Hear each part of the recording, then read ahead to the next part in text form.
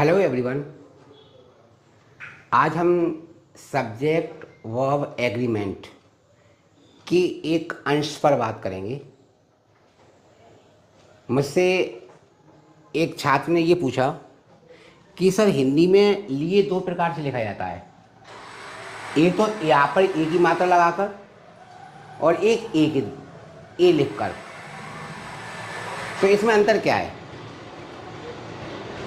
लिए लिए दोनों श्रुति शब्द हैं। दोनों शब्द कैसे हैं? उनकी जो ध्वनि है वो एक समान है, लिए और लिए की। तो ये वाला लिए जो जिसमें या से अंत हो रहा है वो कहाँ पर इस्तेमाल किया जाएगा, और जिसमें लापे ए से जो अंत हो रहा है उसका इस्तेमाल कहाँ किया जाएगा। तो मैं थोड़ा सा आपको एक लाइन में ये बता दूं कि जहाँ तक इंग्लिश का संबंध है, अंग्रेजी का संबंध है, तो उसमें जो पास्ट टेंस की वर्ब होती है वो अपने सब्जेक्ट या वर्ब के वचन, चाहे वो सिंगुलर हो या प्लूरल हो, उससे प्रभावित नहीं होती है। इसी तरीके से सब्जेक्ट या कर्म का लिंग क्या है, स्त्रीलिंग है या पुल्लिंग है, इससे भी वो प्रभावित नहीं होती है। इंग्लिश में हालांकि सब वचन होते हैं सिंगुलर प्लूरल, लेकिन स्त्रीलिंग पुल्लिंग नहीं होते उसमें, तो इसलिए प्रभावित होने का सवाल ही नहीं है। तो जैसे अपन ने कुछ शब्द ये लिखे हैं, दिए और दिए दो तरह से लिखा जाता है। लिए और लिए, एक या से शुरू हो रहा है और या से अंत हो रहा है, और एक का ए से। गए और गए, या से और ए से। हुए और हुए, या से और ए से। गई और गई, या से और ई से। लाई और लाई, या से और ई से। खाई और खाई, या से और ई से। तो ये जो शब्द हैं वो अगर हम अनौपचारिक हिंदी की बात करें तो कोई भी शब्द कहीं भी लग सकता है अनौपचारिक में, इनफॉर्मल हिंदी में, इनफॉर्मल राइटिंग में। लेकिन अगर व्याकरण की दृष्टि से देखें कि नहीं अपन को तो यार फॉर्मली चाहिए, हम तो साहब बहुत फॉर्मेलिटीज़ का अनुसरण करने वाली हैं, तो उन लोगों के लिए मैं बता दूं कि ये वाला जो लिए है जिसमें ए आया है लास्ट में, यहाँ पे ए की मात्रा लिए, तो वो उस वर्ब के लिए होता है जो ब्रिंग होती है। इंग्लिश में कहते हैं ना ब्रिंग, मैंने लाना। My younger brother brought a gift for मी। मेरा भाई, मेरा छोटा भाई मेरे लिए एक गिफ्ट लाया। ब्रिंग की ब्रॉट, लाया। तो जहाँ पर ब्रिंग ये इसका लाने वाला संबंध है, जो मुख्य क्रिया क्या है, लाना। तो क्रिया के लिए ये पास्ट टेंस में क्या लिखा जाएगा, जिसमें या है, लिए। वर्ब की सेकंड फॉर्म कैसे लिखी जाएगी हिंदी में, या से अपन को प्रदर्शित की जाएगी। और जिसमें लिए लिखा हुआ है, लिए में दोनों तो लिए ही हैं, समश्रुति शब्द हैं ये, जिसमें ए आया है, तो ए वाला जो है इसके ये तीन जगह इस्तेमाल होता है। ए का जो लिए कौन सा है, ए वाला, जिसमें ए से अंत हो रहा है, वो वाक्य में या शब्द में अपने वाक्य में तीन जगह इस्तेमाल होता है। एक तो इम्पेरेटिव सेंटेंस में, जब इम्पेरेटिव सेंटेंस बोलते हैं ना हम, तो भले ही वो वर्ब हो, इम्पेरेटिव वाक्यों को छोड़कर सब में जितनी भी वर्ब आएंगी या वाला आएगा। लिए, दिए, गए, है ना, लाई, खाई, या जो अंत हो रहा है ना वो होगा।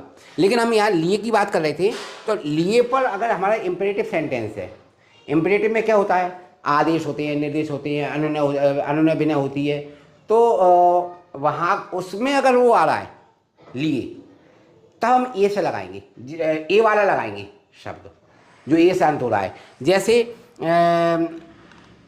पहले उनसे मिलिए,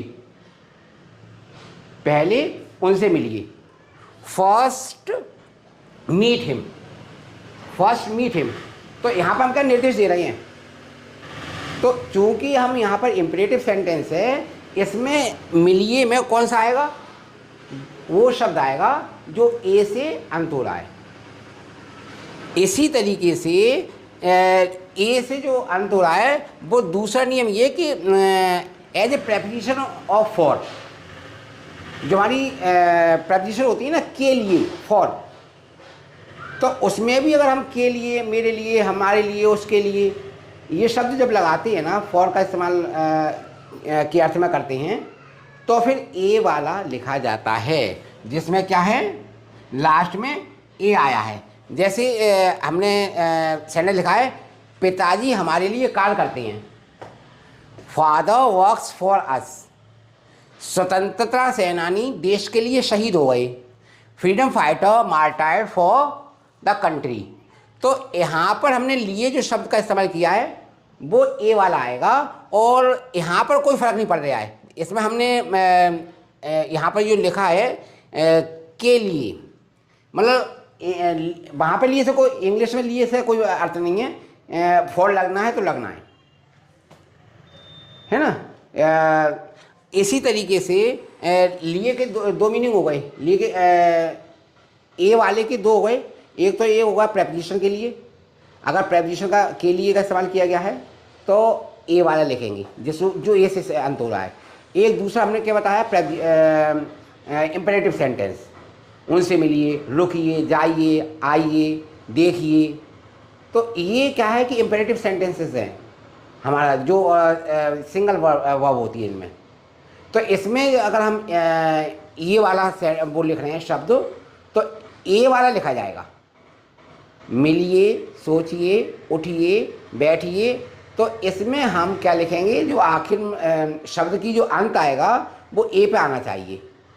अगर हम फॉर्मल हिंदी की बात कर रहे हैं, औपचारिक, अनौपचारिक की नहीं, अनौपचारिक में हम कुछ भी लिखते हैं, है ना, सब चलता है। इसी तरीके से तीसरा नियम ये है, केस इन एपोजिशन, यदि हमारा कोई clause, noun clause case in apposition है, और केस इन एपोजिशन में क्या है कि लिए शब्द आ रहा है। पहले मैं बताऊँ केस इन एपोजिशन क्या है। जो एक नाउन क्लॉज होता है, यदि कोई नाउन, एक ऐसा क्लॉज जो नाउन की अतिरिक्त जानकारी प्रदान करता है, तो उसे केस इन एपोजिशन कहते हैं। जैसे हमने एक सेंटेंस लिखा है, I saw a girl with a child in her lap, मैंने एक लड़की को गोद में बच्चा लिए देखा। तो इसमें जो लिए आ रहा है, बच्चा लिए देखा, तो ये क्या है, ये क्लॉज है, केस इन एपोजिशन है। और ऐसी स्थिति में जो लिए शब्द है वो कौन सा आएगा, ए वाला, जिसमें ए समाहित है, लिए। तो ये अब ए वाला हमने क्या है, तीन नियम देख लिए ए के। इम्पेरेटिव में ए वाला आएगा जिसमें ए है, और प्रेपोजिशन जो फॉर जो प्रेपोजिशन है उसके लिए ए आएगा, और तीसरा में केस इन एपोजिशन में अगर हुए शब्द आ रहा है, लिए शब्द आ रहा है, तो किससे आएगा, ए वाला लिखा जाएगा। इसी तरीके से जैसे गई, या दिए लिख लो पहले, दिए माने देना, पिताजी ने मुझे 10 रुपये दिए, फादर गेव मी 10 रुपीज़ या ₹10। तो यहाँ पर जो दिए है वो गिव के सेंस में आया है, क्रिया के रूप में आया है, इसलिए दिए कौन सा आएगा, या वाला। कौन सा आएगा, जिसमें या शब्द है। लेकिन यही अगर फिगरेटिव लैंग्वेज हो, अलंकारिक भाषा, जैसे कि उसने सारे रिकॉर्ड तोड़ दिए, तो यहाँ देने का अर्थ है क्या, उसने सारे रिकॉर्ड तोड़ दिए, तो देने के अर्थ में तो नहीं ना दिए। He broke all the record, तो यहाँ अचीवमेंट के अर्थ में आया है। तो अब चूंकि अचीवमेंट के अर्थ में आया है ना दिए, तो यहाँ पे ए वाला दिए आएगा। कौन सा आएगा, जिसमें ए पे अंत, जिस शब्द का अंत ए पे हो रहा है।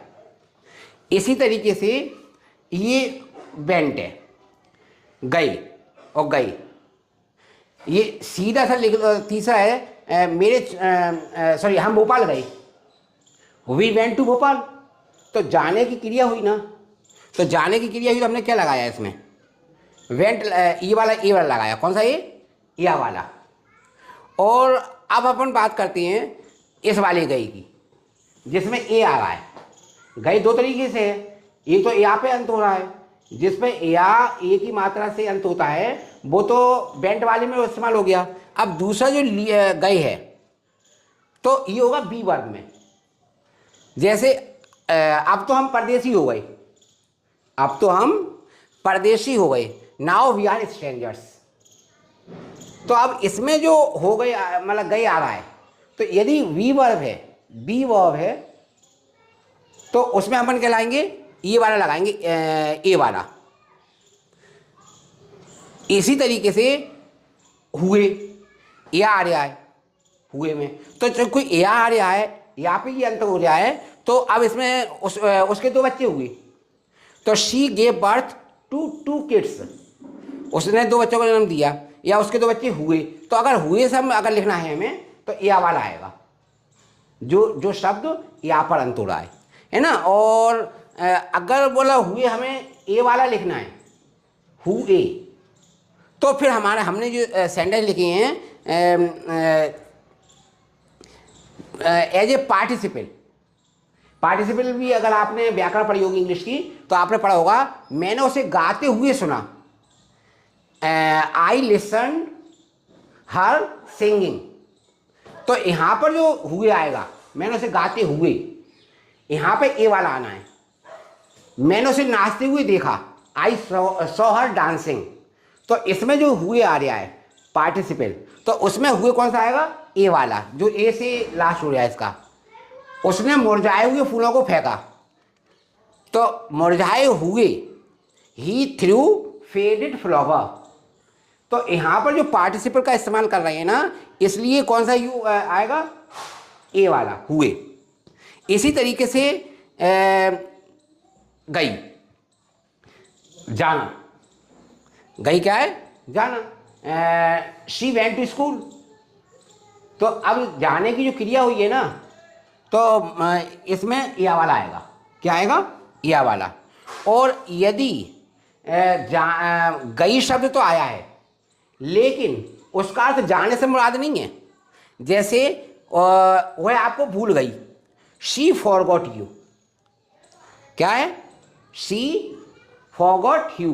तो अगर जाना अपने मूल शब्द में है, तब तो हम क्या लगाएंगे, गई, या वाला, जिसमें जो या से शब्द अंत हो रहा है जिस शब्द का, है ना। और ये वाला गई, ई जिसमें आ रही है लास्ट में, वो कब लगाएंगे, जब वो किसी अन्य सेंस में गई आ रहा हो। इसी तरीके से लाई, जो लाई शब्द है ना, तो रेशमा रे मेरे लिए एक उपहार लाई, Reshma brought a gift for me. तो यहाँ बिलिंग अपने मूल सेंस में है, रेशमा मेरे लिए उपहार लाई, Reshma brought a gift for me. तो चूंकि अपने मूल रूप में है, रूट वर्ड है ये, इसलिए यहाँ पर क्या, लाई कौन सी लिखी जाएगी, लाई, या वाली। कौन सा शब्द लिखा जाए ना हिंदी का, जिसमें या लगा हुआ है, लाई। और ये जिसमें वो लगा हुआ है, क्या लगा हुआ है, ई। भाई दो शब्द हैं, यहाँ पे ये खत्म हो रहा है, लाई, तो वो तो मूल रूप में हो गया, मूल रूप में वर्ड। और एक और है लाई, तो ये जो लाई है, तो ये नाउन है। मतलब जिन शब्दों के अंत में मतलब बड़ी ई आती है, तो वो अधिकतर नाउन का काम करती हैं। जैसे मुरमुरे के लड्डू लाई से बनते हैं, puffed rice laddu are made with lai. तो आपने लाई शब्द सुना होगा ना, लाई माने कौन सी, चावल वाली, जो स्नैक्स में इस्तेमाल होती है। तो अगर वो हमें हमारा अर्थ अगर किससे हो, मुरमुरे वाली लाई से, जो मैंने ये सेंटेंस दिया है, puffed rice laddu are made with lai, मुरमुरे के लड्डू लाई से बनते हैं। तो ये लाई वो वाली लाई नहीं है बिलिंग वाली, बल्कि ये कौन सी लाई है, ये नाउन है। तो या अच्छाई, अच्छाई क्या है, नाउन है। तो अच्छाई भी किससे लिखी जाएगी, या से नहीं लिखी जाएगी, ई से लिखी जाएगी। उसकी अच्छाई ने उसे मशहूर कर दिया। The goodness in him made him popular. तो यहाँ पर जो अच्छाई है वो या वाली नहीं है, ई वाली है। जो लास्ट किस क्या हो रहा है, ई या खाई, जो गल्फ, जिसकी हिंदी होती है, इंग्लिश होती है गल्फ। दोनों मित्रों के बीच समझ की खाई है, दोनों मित्रों के बीच समझ की खाई है। Both the friend have a gulf in their understanding. तो ये जो ई इस पर खत्म हो रहा है, खाई, तो ये खाने वाली नहीं है। ये जो खाने वाली है, तो जैसे आई एट आइसक्रीम, तो कौन सी आएगी, ये वाली खाई आएगी।